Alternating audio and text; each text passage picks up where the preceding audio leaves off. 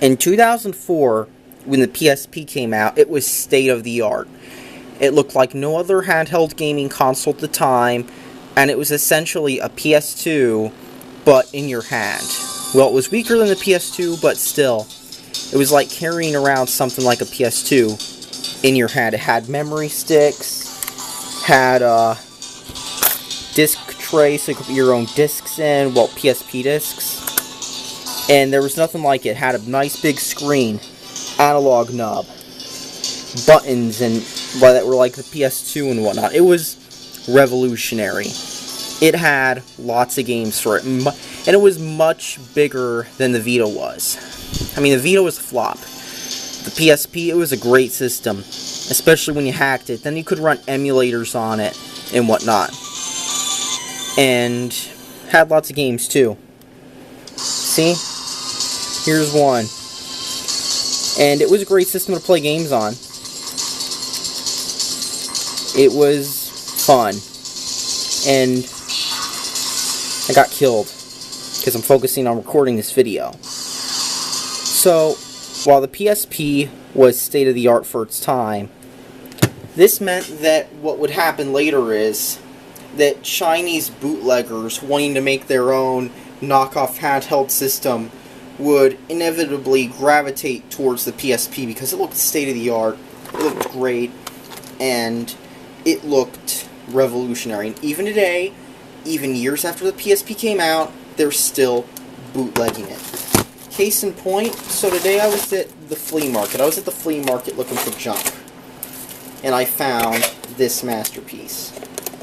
What's it called? Well, it's not called the PSP. It's called the PvP Station Lite 3000. Now, it was called the Lite 3000 based on what the PSP 3000 was called, as this is a PSP 1000. It's thicker, it's older and whatnot. This is a 1000. Just in an uncommon color, because this was a Japanese color. But there was the 3000 PSP, which was the third model of PSP, obviously. And so the Chinese bootleggers decided to call this the PvP Station Lite 3000, based on the PSP 3000 name-wise. It's called the PvP Station because, I don't know why they called it PvP, because it implies player versus player, or that this has multiplayer, which it doesn't. But the PvP Station 3000 does, however, have Crash Bandicoot popping out of the screen. It says 3D World, like you're going to get some real 3D games from this, but yet it says 8-bit next to it. That's a contradiction. Full color LCD screen, more brighter. Yeah, this isn't just brighter, this is more brighter. Let's see what it says at the top. You see more Crash Bandicoot art. They really like Crash Bandicoot for some reason. Super wide color LCD digital game system. That's right, super wide LCD digital game system, even though the LCD is nowhere near wide. They're just ripping that off from the PSP. Like, the PSP had a big wide screen. This doesn't. 2-color injection molding process, personalized layout, comfortable feel, control flexibility. So you put it down. That's implying it's a piece of shit. So you put it down because it's such a piece of shit that you don't want to play it. That's what this implies right there. You put it down. Not something I want to see from the PvP Station Lite 3000, which has art from Crash Mind Over Mutant on it, I think. So, side here, they actually marked off with a ballpoint pen what color it was, alongside putting it on the front of the box. What's the point of it? Because it's on the front of the box too. And there's more art. Full color LCD screen, more brighter. Let's look at the back and see what it says. Digital game system. The console is slim, portable, and trendy. Maybe in 2004 it would have been trendy. Digital multi-platform device, can play on TV. The console can play with external game cards. The backlit function of the screen ensured players can play everywhere. with powerful rechargeable battery pack. Includes an AC adapter and a lithium-ion rechargeable battery. 4 to 7 hours of continuous gameplay. Warning, you have epilepsy, or have had seizures, or other unusual reactions to flashing lights or patterns. Consult a doctor before playing video games. Yeah, it says, if you have, but I couldn't see you because there's a typo.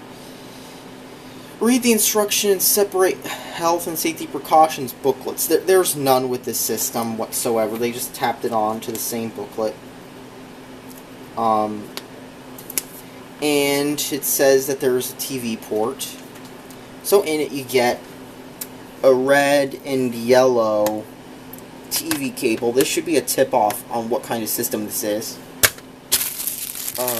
Mini USB charger.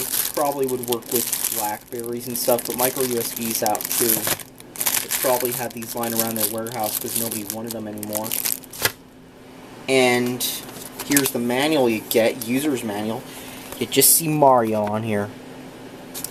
They really liked Crash Bandicoot, but you just see Mario on here. And the reset button's different from where it is too. So here you see the output cable stuff.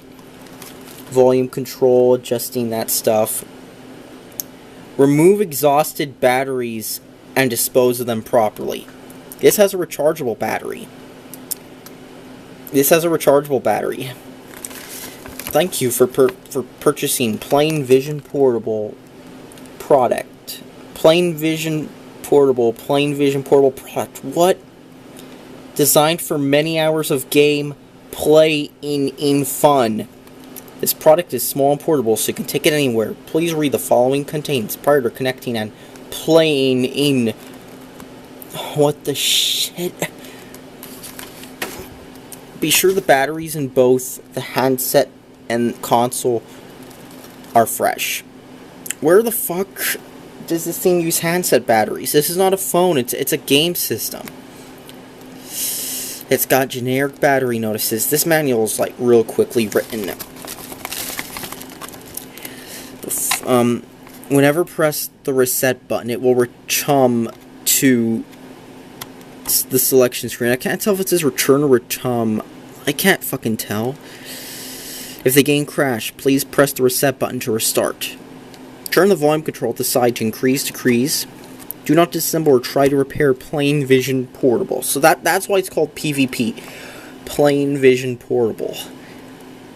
Do not store your Plain Vision Portable in a humid place, on the floor, or any location where it may collect dirt, dust, and lint, etc. Do not drop, hit, or otherwise abuse. Blah, blah, blah. Why does it jump from 7 to 16? Why do these instructions jump from 7 to 16? Touched by hard articles. Always clean the screen. Too bad the screen scratches easily. Keeps the kids away from the cable or connecting wire, or it may soak around their neck and cause the accident once the kids overexert the wires and make the unit drop down to the floor. What? Warning precautions. Not a lot. Is your Plain Vision Portable turned on? Is the TV turned on? Is the TV set to AV input? Or the... Okay, whatever. Fuck it. These are just generic instructions. I'm done with this.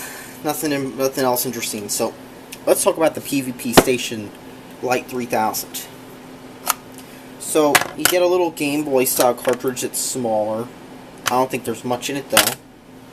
And then you get this. This actually had a 2017 sticker actually. This had a 2017 sticker on it, which meant it was made this year. So this thing was actually recently produced this year. Yeah, they're still making these in current year. It's crazy, isn't it? Now the thing is, this is much cheaper than the PSP is. It's very lightweight. It's got a power LED here, USB port to charge it only there, volume control, your usual buttons like you'd expect, reset, start, and that. This actually does have the PlayStation buttons, but they're crossed out like on third-party controllers to, avoid Sony trademarks and whatnot. power switch. Fake cartridge slot. If you'll notice, it only has 4 pins in it. You can't see it very well on video, but it's there. A little speaker on the back, unlike on the PSP where the speaker's on the front, as you can see. Speaker on the back here. This was where the 2017 production date was. I actually opened it up, and it actually, just so I could see what was in it, because I was curious about it, and you'll see why. Game Boy Advance battery, it seems, because it talks about being used only for the Game Boy Advance SP. Power switch, that's the TV out.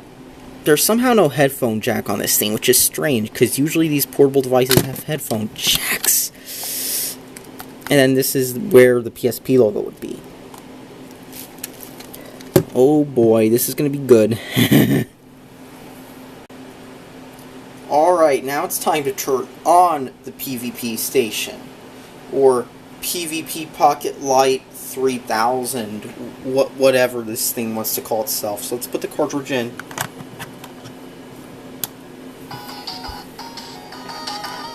Now, this thing promises 888,000 games in one. Wow. 888,000. I don't even think there were that many NES games. And if you hit up, you'll get most of the same games. But just repeated. So, start select. These are A, B, that and stuff. Now, let's play some games on here. Now, the first thing you'll notice is the sound and graphics. If they remind you on the NES, that's because I actually took the thing apart and it seemed like there was an NES on a chip inside here. The screen is actually quite nice on here, and if you thought this was going to be some cheapy screen, then you're wrong. This is not some passive matrix screen. It's actually a okay-ish active matrix screen. Not the best, nowhere near the level of, say, a PSP with its nice big screen, which, as you can see here, is much bigger. PSP is a much higher quality system, though. I mean, PSP screen's much better. I mean, this is a 1000 of all things. And same size as a PSP, by the way. Very similar size. Just a little bit smaller. Wee bit smaller. But they're very similar size-wise. Let's put this aside. Let's play some Angry Birds. Stage 2, Rest 03.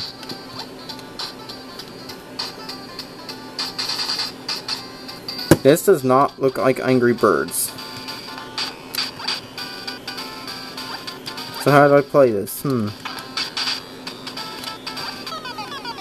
Well, it's clearly not Angry Birds, and I clearly died here. That shouldn't be happening.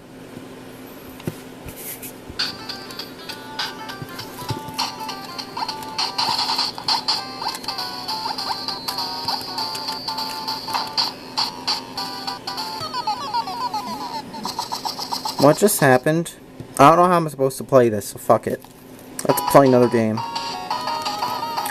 Let's play Nuts and Lunar Ball.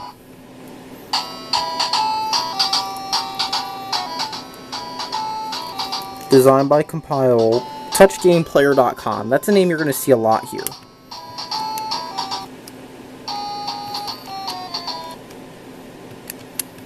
So there's Billards from probably Famicom Blizzard's game. I mean Billard's game. Pretty simple, you know what it is. It's fucking billiards. I mean nothing out of the ordinary.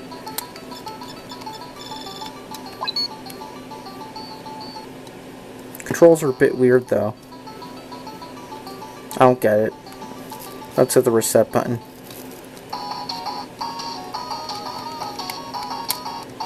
Let's play some Space Set.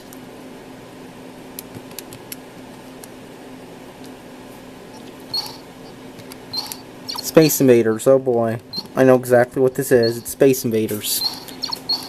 How much more basic can you get than Space Invaders? You know exactly what it is.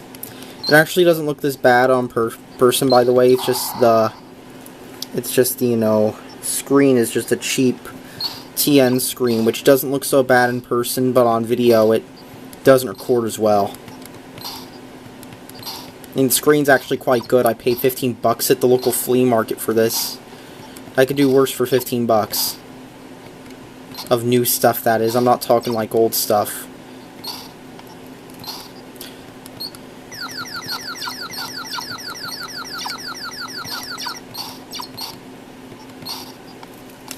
Let's play another game.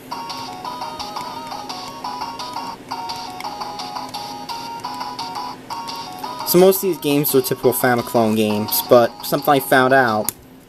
Now this wouldn't have been had so many games if it just had the ones on this cart, but you pull this out, you get 99999 in one. The first game is Crash Bandicoot. Press start begin. From Virgin. Definitely not original. Just Walt Disney's Crash. Walt Disney's Crash. You got a sprite there that looks edited to look like Crash Bandicoot, kinda, but it's not quite. Copyright 2011 Virgin Entertainment. Yeah, gee, I don't even know if they're even still around. There's a sprite that looks edited to be like Crash Bandicoot. Let's press start. Now, this is definitely not Crash Bandicoot. This is like the Jungle Book, I think. This is the Jungle Book, but they just edited it so that he looks like Crash Bandicoot. Like the sprite just looks...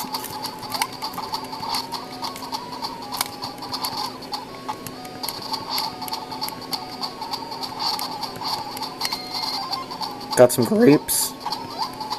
Yeah, this is totally Crash Bandicoot.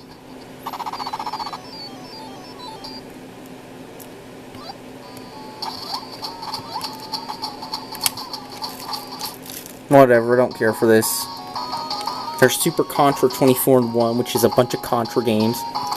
Super Mario Brothers, which, guess what? It's actually Super Mario Brothers. Good old Super Mario Brothers. You can't go wrong with Super Mario Brothers. It's, you know exactly what you're getting here. You're getting Mario. You jump on the Goombas. You get the mushroom here. You know exactly what you're going to get. It's about as predictable as watching an episode of the Pokemon TV series. You know exactly what you're going to get when you get into it. It plays okay, I guess. About as good as you'd expect for a Chinese controller. Whatever. Back to the main menu. What else do we got here? We got Bomberman. We got a lot of these games. You know what they are. But then there's Plants vs. Zombies.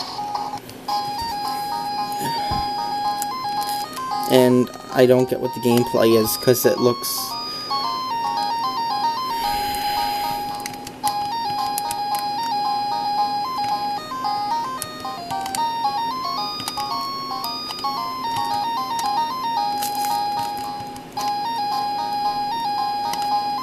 I think this is Plants vs. Zombies. I think it is. But on the NES. Amazing.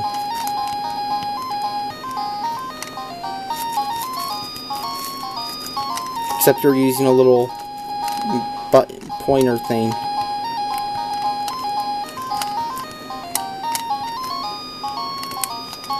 The controls are just... So I have to put one here. And I gotta click it here, and the clicking's a bit awkward because of the little mouse button thing. And I gotta use the D-pad to move the mouse.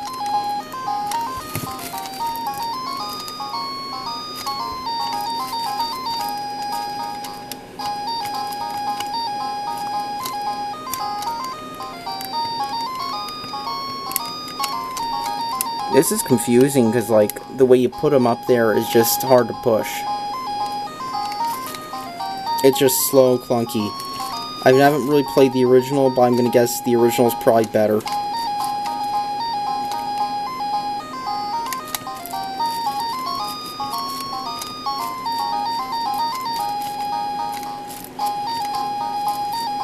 So this right here is Plants vs. Zombies on the NES.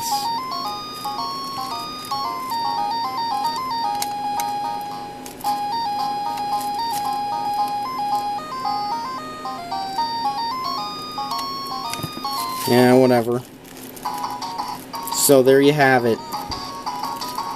The PvP Pocket Light. Cheap Famiclone I got for real low price at the pawn shop. I mean, not thrift store. All in all, it's just your typical cheapy Famiclone. I mean, it's not really interesting unless you can hack it to like little cartridges.